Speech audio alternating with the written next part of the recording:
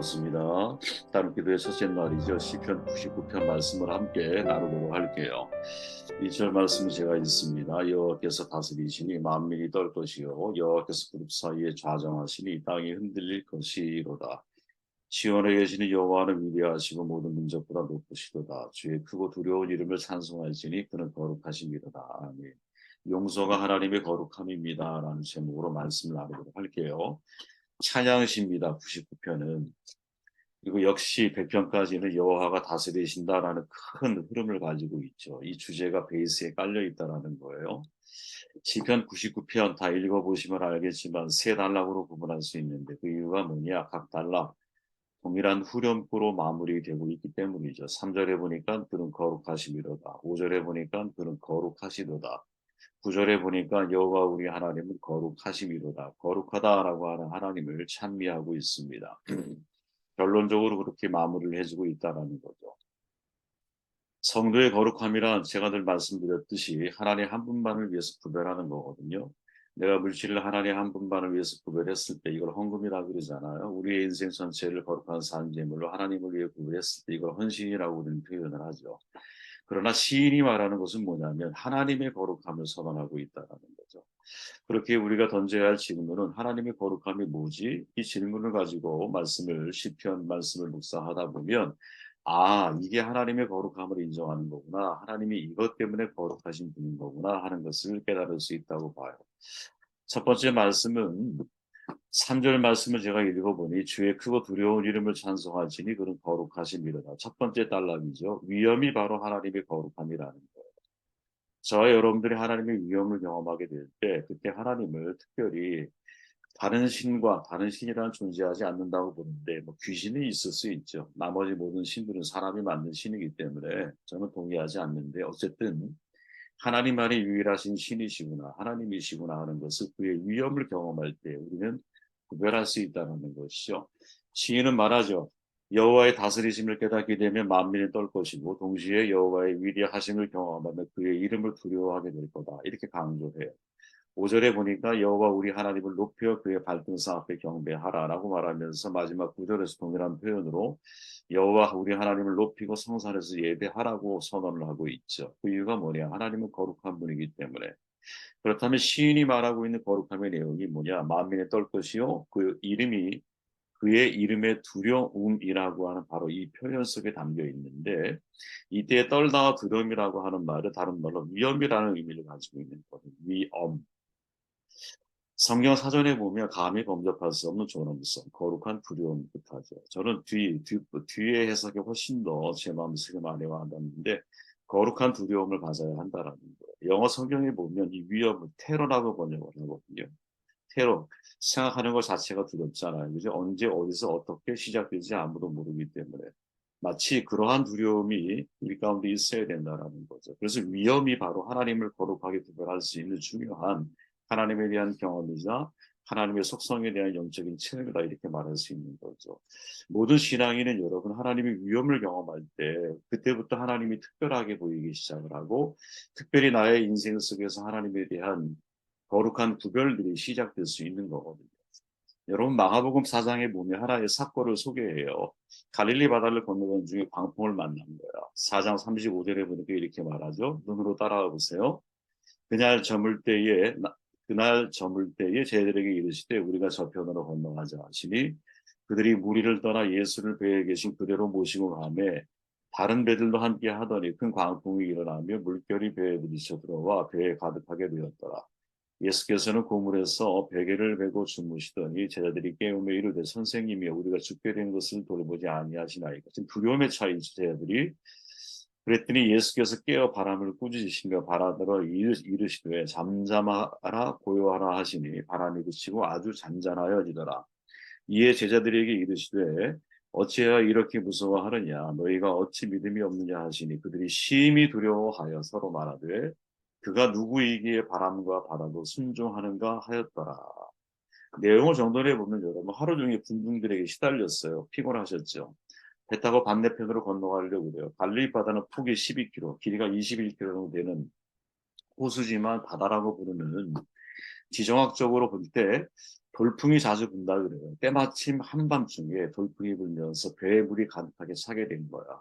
저는 이런 경험을 직접 경험했기 때문에 이게 굉장히 두렵고 공포스러운 상황이거든요. 왜? 한가운데서 배가 가라앉으면 어디로 가요? 12km 엄청난 그 길이잖아요. 그죠? 21km 굉장히 긴 거리거든요. 어디에 위치해 있는지 지금 알지도 못한 한밤중이라. 이런 경우에 두려워하지 않은 사람이 있을까? 저는 없다고 봐요, 여러분. 그러니까 당연히 다급한 목소리를 외치는 거죠. 선생님, 저희가 지금 죽게 되었는데 잠을 주무시면 어떡합니까? 이렇게 말하는 거죠. 그죠? 잠에서 깬 예수님이 바람을 꾸짖으며 명령을 하세요. 고요하고 잠잠해져라. 그리고 예수님은 제자들에게 말씀하죠. 왜 그렇게 너희들 겁이 많아? 아직도 믿음이 없느냐? 40절에 보니까. 그런데 이 내용을 가만히 이렇게 묵상하다 보면 이런 생각이 들어요. 예수님의 질문 속에 담긴 책망이 과연 이게 타당한 말인가? 이런 생각이 들어요. 아무리 믿음이 강한 사람이라 할지라도 여러분 죽음 앞에서 제자들의 행동을 놓고 아직도 믿음이 없느냐 하는 예수님의 책망을 과연 우리는 어떻게 이해해야 할까? 무엇을 책망하신 걸까? 이런 질문을 던지고 말씀을 같이 들어가 보면 책망의 핵심은 뭐냐? 그들이 예수님의 정체를 전혀 인식하지 못했다라는 거죠. 어떤 두려운 사건을 두려워했다라는 사실을 책망하는 것이 아니라 예수님이 누구인지 몰랐다라는 것에 대한 책망이 사실은 이 책망의 근본적인 이유라는 거예요. 기독교의 믿음은 여러분 예수님을 아는 거거든요. 그를 이해하는 거예요. 그에 대한 바른 인식을 우리가 갖는 거예요. 여러분 사건이 일단락되고 제자들이 두려움에 사로잡혀 이렇게 수군거렸다 그러잖아요. 야 도대체 이분이 누구인데 바람과 바다까지 복종할까? 지금 이제 이 사건을 계기로 해서 제자들은 가장 중요한 인생의 질문을 던지기 시작을 하는데 이분이 누구지? 예수가 누구지? 그분의 정체가 뭐지? 도대체 정체가 뭐길래 바람과 바다까지 복종을 하고 있는 거지? 바로 이 사실이 여러분, 저와 여러분들이 인생을 살 때 던져야 할 중요한 질문 가운데 하나인 거죠. 이 외에 나머지 것들은 부수적인 것들인 거예요, 여러분. 정말 다행스럽게도 제자들이 뒤늦지만 이 중심 주제를 붙들고 있는 거죠. 예수님을 바르게 이해하고 인식함으로 예수님을 신뢰할 수 있게 되는 것이고 그 신뢰를 근거해서 그에게 나의 인생과 운명을 맡기게 되는 거거든요, 여러분. 우리가 예수님께 하나님께 나의 운명을 맡기지 못하는 이유는 하나님에 대한 우리의 인식이 정확하지 않기 때문인 거예요. 이때 하나님에 대한 우리의 인식이 엇것이 뭐냐면 바람과 바다까지도 복종한다라는 거지. 여러분 이 사건 배경에는 숨가진 두 가지 이야기가 있는데 하나는 뭐냐? 한 사건 속에 한마디로 정리하면 두 가지 두려움이 공존한다라는 거예요. 하나는 파도를 보고 두려워하는 거거든요. 배에 물이 차니까 가라앉아. 가라앉으면 죽는 거야. 그러니까 당연히 두려워할 수밖에 없어. 그럼 다른 하나는 뭐냐? 그것을 제압하고 계시는 하나님, 주님을 목격한 이후에 찾아오는 두려움이거든요. 이걸 위험이라고 말하는 거예요. 전자의 두려움은 여러분 우리의 영혼을 파괴하는 공포예요. 근데 후자의 두려움은 여러분 우리의 영혼을 살리는 경외감이거든요. 전자는 세상의 악한 현실에 의해서 일어나는 두려움일 수 있어요. 그러나 후자는 신앙이라고 하는 영적인 세계에서 일어나고 있는 충격과 놀라운 하나님에 대한 경험. 이것을 가리켜서 거룩한 두려움이다. 우리 이렇게 표현하는 거거든요. 근데 이 거룩한 두려움이 우리 마음 가운데 인식되어지는 순간 세상의 두려움은 사라지는 거예요. 그래서 여러분 토조 목사님이 말하기를 하나님을 두려워하는 사람은 세상에 두렵지 않고 세상을 두려워하는 사람은 하나님을 두렵지 않다라고 말하는 거예요. 지금 제자들의 처음에 출발은 여러분 세상이 두려운 거죠. 바다가 두렵고 바람이 두려워요. 배에 물이 차는 게 두려워요. 난파될까봐 두려워요. 그런데 그 자리에 함께 계신 예수님에 대한 인식이 바뀌기 시작하면서 진짜 거룩한 두려움을 경험하게 되고 그때부터는 바람과 바다가 배에 물이 차는 것이 두렵지가 않은 것이. 그죠? 그러니까 진짜 하나님이 예수님이 지금까지 알고 있었던 제자들의 삶에서 분리되어지는 타이밍이 언제였느냐. 그죠? 바로 예수님에 대한 인식이 선명해지기 시작할 때.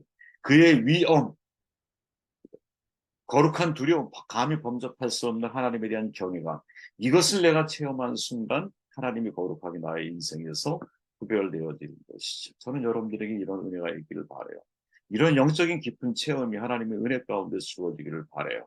이 위험을 저와 여러분들이 경험하게 될 때 하나님에 대한 경외심이 거룩한 두려움이 세상에 대한 두려움을 극복해 나아가게 만드는 가장 강력한 동력이요 힘이 되지 않을까 하는 생각을 해봅니다.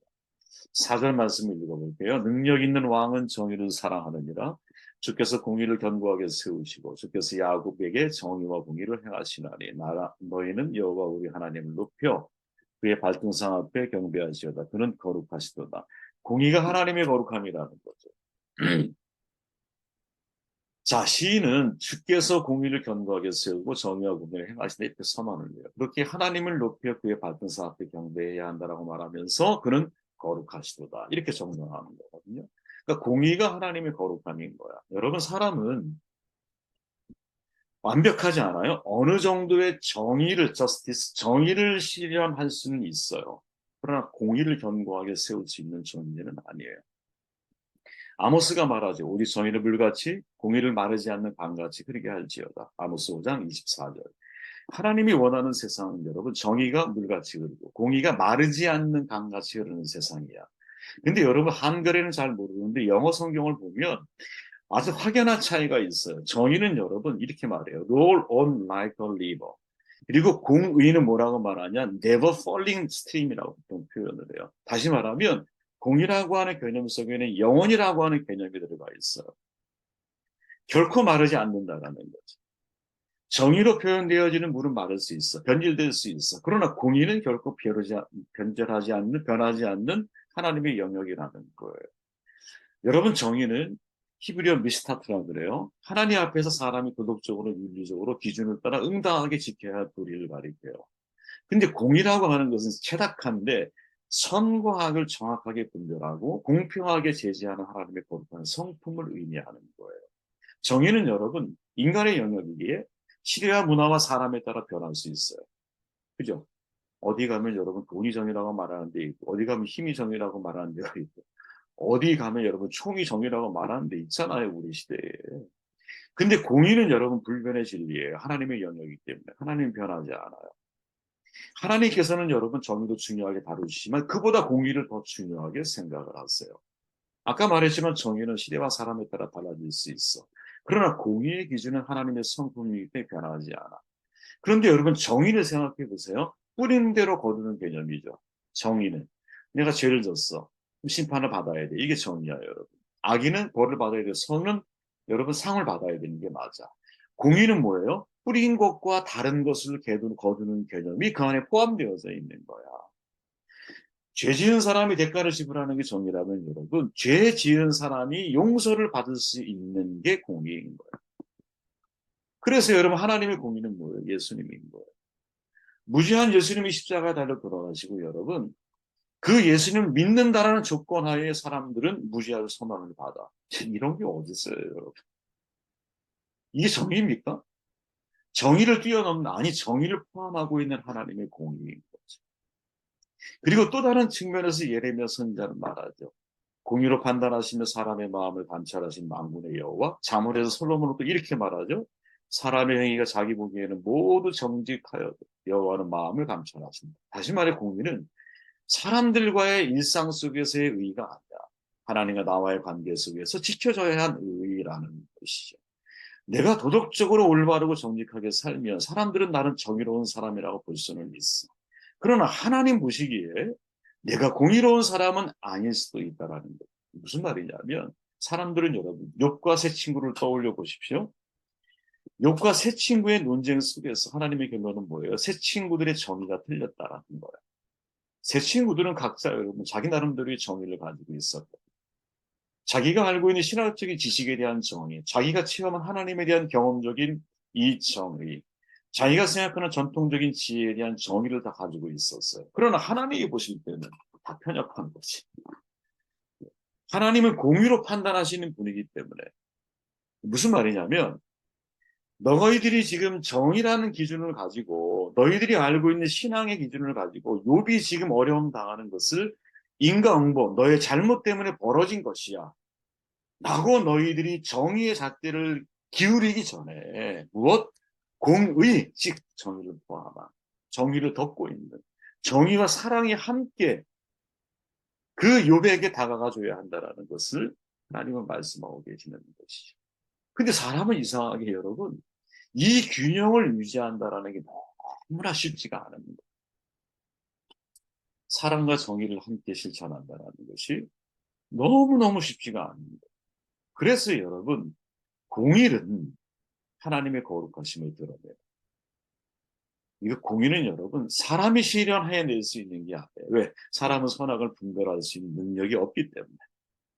그래서 공의라고 하는 것 자체가 여러분, 하나님의 공의 자체가 하나님을 거룩하게 구별하게 만드는 매우 중요한 하나님의 속성 가운데 하나인 것이죠. 8절 말씀을 읽고 성공할게요. 여호와 우리 하나님이여 주께서는 그들에게 응답하셨고 그들의 행한 대로 갚기는 하셨으나 그들을 용서하신 하나님이십니다. 이거 참 재밌는 표현이에요, 여러분. 아니 행한 대로 갚으셨는데 그들을 용서하시는 하나님. 이게 상충되는 개념이거든요. 행한 대로 갚았어. 정의죠. 다른 표현하면 인과응보야. 뿌린 대로 거두게 하신 거야. 근데 후자는 뭐예요? 그들을 용서하셨어. 그럼에도 불구하고의 신앙인 거죠. 아가페 사랑인 거죠. 그래서 여러분 인간에게 용서라고 하는 것은 결코 쉽지가 않은 거예요. 지금 시인은 여러분 용서 그 자체가 하나님의 거룩합니다. 보통 사람들이 생각할 때는 여러분 내가 행한 대로 갚는 게 정의인 거예요. 그래서 잘못하면 잘못에 대한 대가를 지불하기를 원해요. 우리는 내가 잘못하면 이 잘못에 대한 대가를 당연히 받아야 된다고 우리는 자연스럽게 생각을 해요. 그런데 하나님은 그걸 뛰어넘으시는 것이. 네. 그런 정의를 무엇 아까 표현한 그대로 용서하시는 하나님을 소개하고 있다는 것이. 여러분 구약 성서 레위기 19장 18절에 보면 이렇게 말하죠. 너는 앙가품하거나 앙심을 품어서는 안 된다. 내 이웃을 너 자신처럼 사랑해야 한다. 이슬람 코란에 보면 여러분 알라의 지혜에서 카파라라고 하는 단어가 나와요. 용서라고 하는 뜻을 가지고 있대요. 234번 쓰였어요. 그런데 여러분 이스라엘과 팔레스타인은 그들의 종교의 가르침 속에서 용서라고 하는 개념을 너무 중요하게 생각하고 다루고 있음에도 불구하고 복수의 복수를 반복을 하거든요. 무고한 희생자를 만들어내고 있거든요. 지금도 그렇게 살아가고 있거든요. 이것이 우리에게 전하는 교훈이 뭘까? 둘 다 여러분 어느 한 코란에서는 여러분 234번의 용서라는 단어를 쓰고 구약과 신약 전체를 통틀어서 이웃을 내 몸처럼 사랑하는 것이 진짜 중요한 기독교의 황금률 가운데 하나인데 그런데 그들은 지금도 싸우고 있다. 지금도 복수를 하고 있다가 이게 얼마나 어려운 과제입니까? 그래서 여러분 용서라고 하는 것 자체가 사실은 우리가 하나님의 거룩함을 구별할 수밖에 없는 하나님이 용서하시는 하나님이라는 것 자체가 인간과는 완전히 구별되어진 하나님의 중요한 속성이고 하나님의 진짜 이게 거룩함에 속한 내용이라고 하는 것이죠. 나머지는 여러분들이 읽어보시기를 바라요. 저는 여러분 세 가지 생각을 해보았어요. 시인의 말씀 속에서. 성도의 거룩함은 아까 제가 말씀드린 대로 하나님을 위해서 내가 구별된 것을 가르쳐요. 그러면 하나님의 거룩함은 뭐냐? 우리의 삶 속에서 하나님의 거룩함을 어떻게 우리가 배워 나아갈 수 있을까? 하나님의 위엄을 체험할 때. 그리고 하나님은 정의가 아닌 정의를 포함하는 공의의 하나님이심을 내가 알게 될 때. 하나님은 행한 대로 갚으시지만 그 이면에는 더 큰 용서라고 하는 마음을 가지고 우리를 품고 계신다라는 사실을 깨닫게 되었을 때 그때 여러분 우리에게 있어서 하나님이 하나님 되시는 분으로 인정하게 되는 것이 아닌가. 저와 여러분들에게 이러한 하나님에 대한 거룩한 구별들이 우리의 삶 속에 있기를 주의 이름으로 축원합니다.